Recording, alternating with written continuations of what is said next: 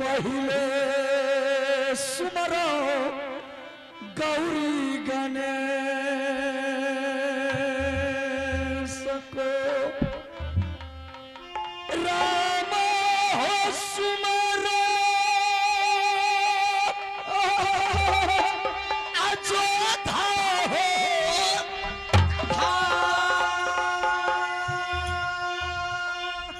महादेव सुमरा जोरी कैलाशपति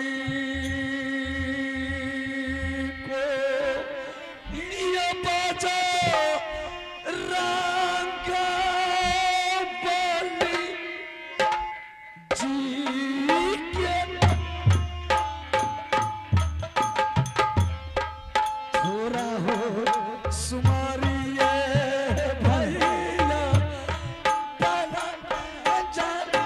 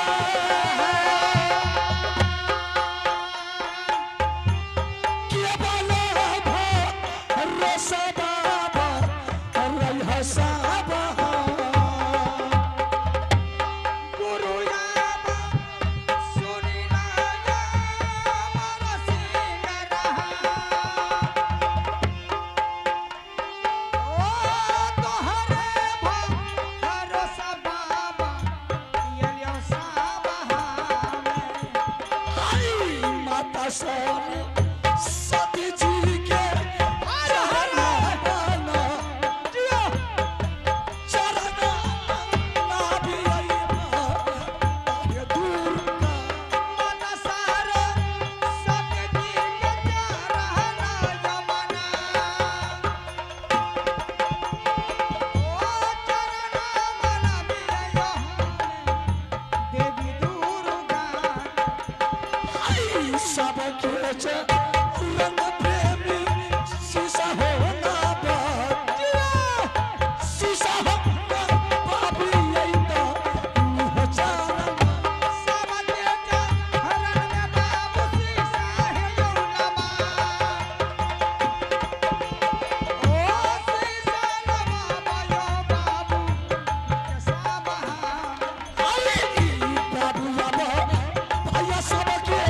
चरण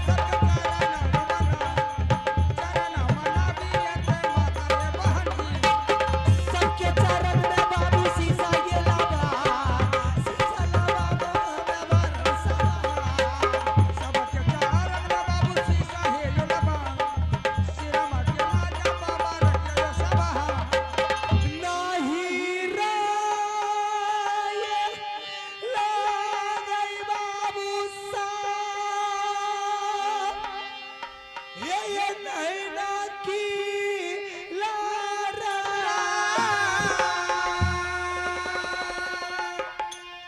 अमरो के नहीं राना गई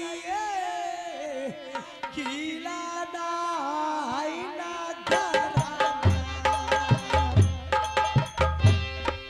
हमारो के नहीं राना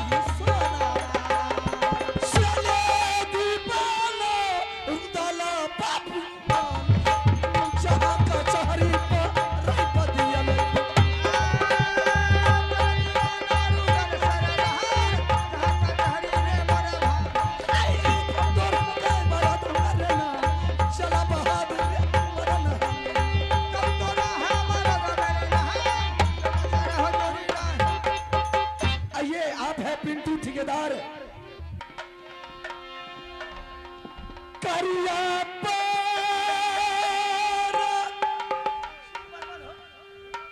नाम भाभी जी चरण है तो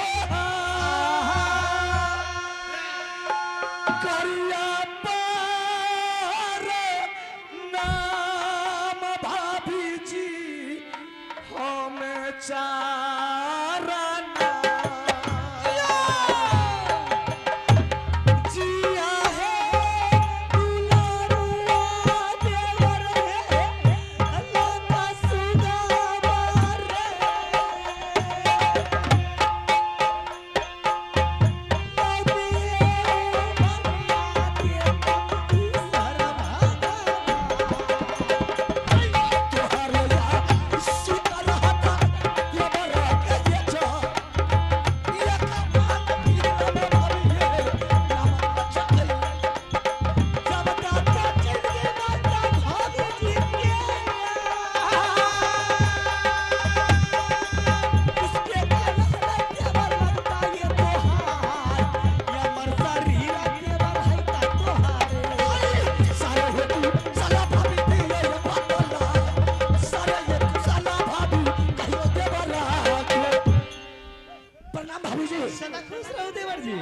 भाभी जी जब से तुम्हारी द्वारा फना करके मैंने नैना के लिए राजमहल लाया कभी तूने अपने महल को छोड़ करके मेरे दरबार नहीं आती थी कभी नहीं थी लेकिन आज ऐसा कौन माय कलल पैदा लिया है भाभी कि साला तुम्हारे ऊपर जाकर के नजर बताया है या उंगली बताया है उसका नाम बता दे मैंने जाकर के साले को कीड़ा को लेंगे जिस भाभी को लक्ष्मण ऐसा वीर अगर देवर हो तो भला उसी महारानी को नजर मारने वाले कौन वीर पैदा लिया फिर बात क्या है भाभी ऐसी जरूरी मुझे पड़ गई है कि आज देवर की याद मुझे करना ही पड़ा ऐसी कौन सी बात है भाभी की याद मेरी याद आ गई तुम्हारी दिल में कुछ लालसा बताने के लिए चाहती हूँ लालसा जी जी मेरे रहते हुए अगर मेरे रहते हुए तुम्हारी मन का लालसा नहीं मिटाया तो रुद्र सिंह का जिंदगी साला दुनिया में जीना बेकार हो जाएगा हेलो क्या बात है भाभी जी देवारा हर हर हर सुनाना खेलना बाबा अबू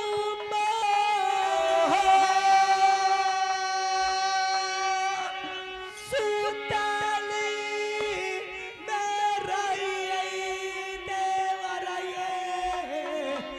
लाली से जपाला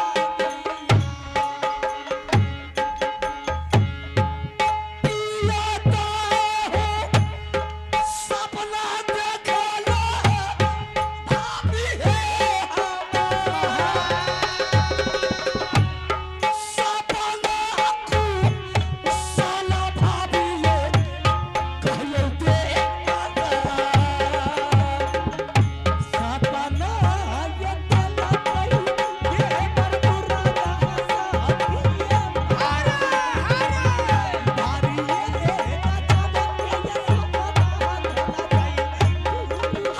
अरे हे साला भाभी दी ये बतला साला ये साला ये भाभी कहलो दिया बता दिल्ली घर के राजा देवर पृथ्वी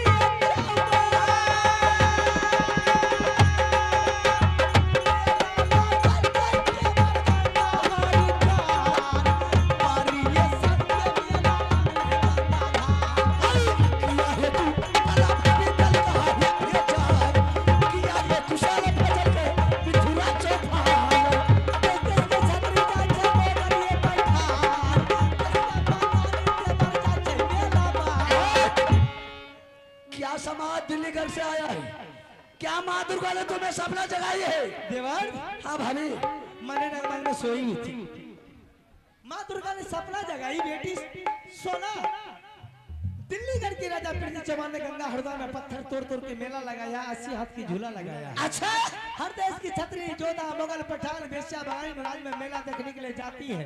मेला में घूमती है, फिरती है, खाती है, पीती है, अपने घर को वापस जाती है। यह बात है जी। मैंने माँ से पूछी कि हे देवी, गंगा हरिद्वार में पृथ्वी चंद ने मेला लगाया है, उस मेला से मुझे क्या मतलब है, क्या लालच है, क्या नालूगा? सही बात है। माँ दुर्गा ने कहा गया पगली, जब से तेरे दोला उठाकर तेरे स्वामीनाथ लाया, तेरे ऐसा दुलारुआ देवर रहने को हो जी बावजूद अभी तक ना तो कोई तीर्थ घूमी हो, ना कोई धाम गई हो, ना कभी गंगा स्नान की हो, ना तो कोई मेला देखने के लिए गई हो। अगर आज तुम अपने देवर के साथ या अपने पति के साथ वो गंगा हरिद्वार मेला देखने के लिए जाएगी, गंगा मां स्नान करेगी, गंगा मां तुझे बहुत साफल देगी और वो मेला घूमने की बावजूद होगी तो सारी दिल की अरमान तुम्हारी मिट जाएगी। जी जी जी। क्या भाभी, दिल्लीगढ़ का राजा पृथ्वी चौहान माँ गंगा में पत्थर तोड़ तोड़ करके मेला लगाया है। हाँ देवर, और वह मेला में 80 हाथ का झूला लगाया है। देश देश का छात्री, देश देश का मुगल पठान, रानी महारानी सभी मेला जाता है और मेला से वापस लौट के घर अपना घर आता है। भाभी जी, 51 किला राज में जो भी छात्री, राजा महाराजा, मुगल पठान अपने राज में मेला लगाता है या कोई धाम लगाता है या कोई तीर्थ लगाता है तो 51 किला में सबसे पहले टीका मेरे भाई आला सिंह के पास होता है। उसके बाद कोई देश का राजा महाराजा छतरी के पास टीका जाता है, लेकिन पहले टीका मेरे भाई आला सिंह के पास होता है। देवर,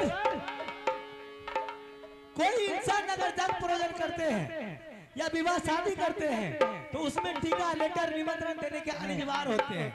ये गंगा नहाने में कोई अनिवार्य नहीं है, किसी का परमिशन नहीं है। मन हुआ, विचार किए, गंगा नहाने के लिए चल दिए। मेला देखने की भी कोई मतलब ही नहीं होती है। इसमें टीका लेटर की मतलब क्या है? भाभी, तुम्हें मेला देखने का ज्यादा शौक लग गई है, माँ दुर्गा ने तुम्हें सपना जगाई है तो ठीक है। अगर तुम्हें मेला देखने का शौक है तो वह दिल्लीगढ़ का राजा हरमजादा पृथ्वीराज चौहान 80 हाथ का झूला लगाया है। मैंने तुम्हारे लिए राज मोहब्बा में 82 हाथ का झूला लगा देते हैं। अच्छा, देश देश के मुगल पठान, छात्री, वेश्या, बंगाली सभी को राज मोहब्बा में मंगा देते हैं। अपना मेला देखो, अपना झूला झूलो, महल में माँ देवला है उसका जाकर के तुम पूजा करो। देवारा सुनिया परदेसी बाबू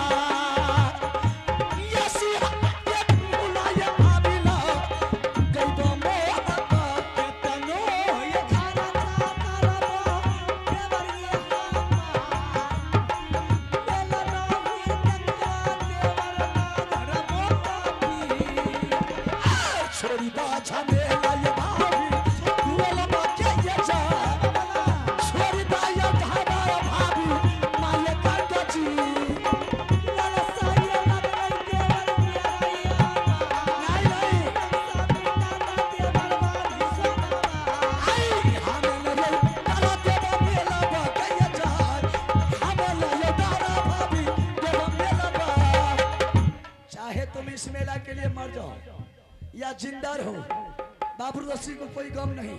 देवर लेकिन तुम्हें मेला जाने के लिए ऑर्डर नहीं मिलेगा तो नहीं मिलेगा। लाखों करोड़ रुपया खर्चा करके अगर मोदी राज में मेला लगाइएगा, अच्छा, देश देश की छतरी, देश देश के मोगल पठान में से बंगाली को उतार दीजिएगा, रंग बिरंग की झूला लगा दीजिएगा, 16 रानी फिर भी मोदी किला की मेला देखने से ना खुश है, लेकिन गंगा हरिद्वार की मेला देखने से बहुत खुश है। बहुत खुश है। सर फटक करके मार जाओ, मेला देखने के लिए ऑर्डर नहीं देंगे। चलू ना भैया, कथी ले मजाक करे छिए ये? हम नहीं देंगे ऑर्डर तुमको। आगो में दूसरे का मेला जो साला टीका नहीं दिया उसका मेला जाएंगे बाबूराज सिंह? ऐसा नहीं होगा, ना जाएंगे ना जाने के लिए देंगे। आगे में आई तो ये जाता निसा हाँ, की बात? सपना देख लिया हाय हाय हाय, सपना। देवार बाबूए हरे हरे हरे। ए मास्टर, अखन तोहर घर अच्छा मेला देखेला त देवर ये मोर जे कहबे से ही करे ला तैयार छै। अब भैया जखन हमर घर जे छै हरामजादी के कतबो कुछ कहलो त नहीं डर क्या मोर जोर दूसर आगे भैया अगर तू मोरो जबो न हम अपना भाई का चुटकी बजबे फेर लागे दोसर रान। कोनो बाजार में बिकै छै, लेकिन ई विश्वानी नहीं चाहिए। अखन तोहर घर जे त देवरी देखिए ये खिस्सो मकल के से दियर के हो हां एतेक मानै छै एकरा तब के जे ई त अस्पताल पर्दे फास कर देलिए, तखनी नहीं एकरा मानै छै। हां आवश्यक सूचना दोनों से अनुरोध है, इस मेला में अगर कहीं आप घूम रहे हैं तो आप मेकअप रूम में आने की कष्ट करें। विधान जी, गंदेव जी, आपसे अनुरोध है कि आप जल्द से जल्द मेकअप रूम में आने की कष्ट करें।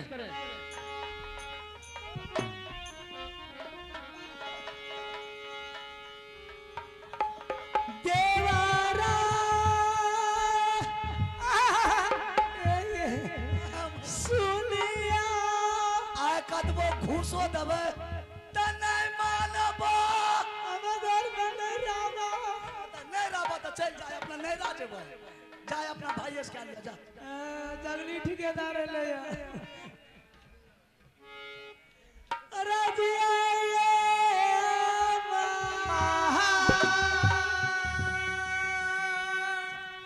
ये दिला नाही लागै छते तो मैंने बोला ना कि तुम्हारे लिए राज बाबा में मेला लगा देता हूँ, अपना मेला उड़िया लगे नहीं देख उड़िया लगे इज्जत दसर के बाती सोना